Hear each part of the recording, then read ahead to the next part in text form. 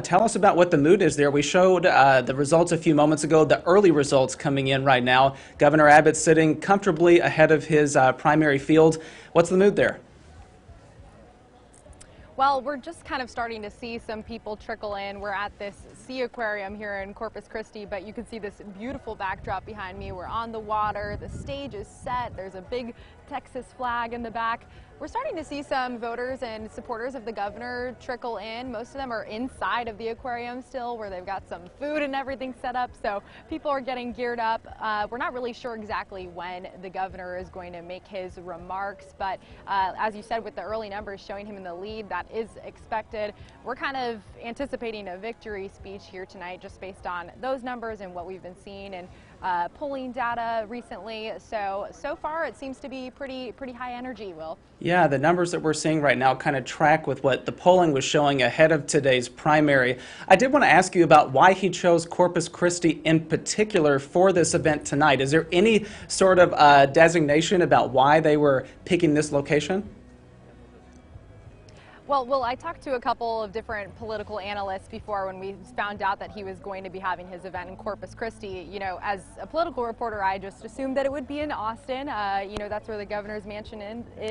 Of course, the capital of Texas, but he did choose Corpus Christi, not just because of the beautiful scenery here, of course. And analysts I talked to said that this is likely, you know, part of that theme that we've been seeing from Republicans of really going after the southern Texas region, specifically for the Hispanic vote, where a lot of these counties have large populations of Hispanic voters, and a lot of southern Texas has been traditionally Democrat. This Corpus Christi, Nueces County tends to flip back and forth from Democrat and Republican, but usually is a pretty strong Republican stronghold. So that's kind of the vibe here of why we're thinking he chose this as a background.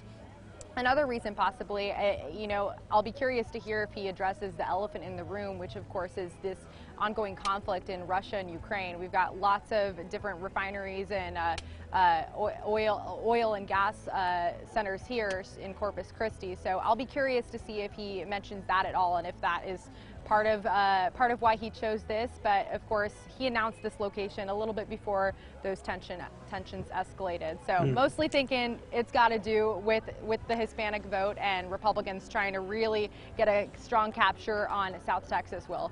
Again, Monica, you are in Corpus Christi tracking Governor Abbott's campaign, but on the Democratic side, tell us about where the frontrunner at this point is holding his watch party. Of course, we're talking about Beto O'Rourke.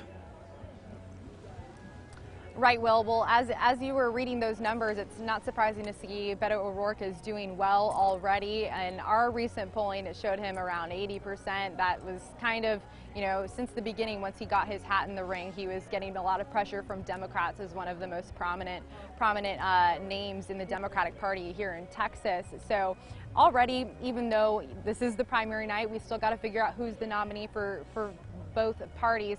We have been seeing this campaign of Governor Abbott and Beto O'Rourke really going head-to-head against each other as if it already is the midterm election in November. So not necessarily surprised to see that he's polling, or the numbers are coming in strongly in favor of Beto O'Rourke. So I'm anticipating that might be part of the governor's remarks tonight and in Beto's speech, where he's in Tarrant County.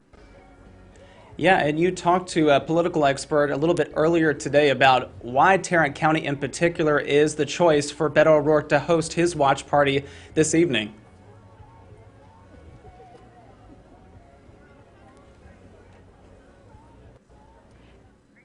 If the Democrats are going to make a push to turn Texas blue, or at least make it more purple than it is today, Tarrant County is going to be crucial to those efforts. And so I think that's an appropriate place for him to be located as a sign that his intent is certainly to do that in Tarrant County. Monica, there you heard from Jeff Blaylock with Texas Election Source. He was saying that, you know, Beto O'Rourke, if you look back to the Senate race that he was in, flipped Tarrant County blue. Joe Biden did that narrowly as well back in 2020. So this maybe really sets the stage for how he sees the race going coming this November. Yeah, absolutely will. I mean, I think it's very significant that Beto O'Rourke is in Tarrant County in that Fort Worth area, focusing on what typically has been a Republican stronghold. And I think a lot of Democrats see those types of areas, those suburbs outside of big cities that, you know, might have traditionally been strong Republican voters, but starting to flip blue. As you noted, President Joe Biden narrowly carried Tarrant County in 2020. I think that is something that O'Rourke is really trying to tap into. A lot of those suburban voters who might not have necessarily liked President Donald Trump's rhetoric, even if they voted for him in the past. So, especially with that 2018 Senate race in mind, it's very fitting that he picked that as his backdrop for tonight rather than a Democratic county stronghold in Texas.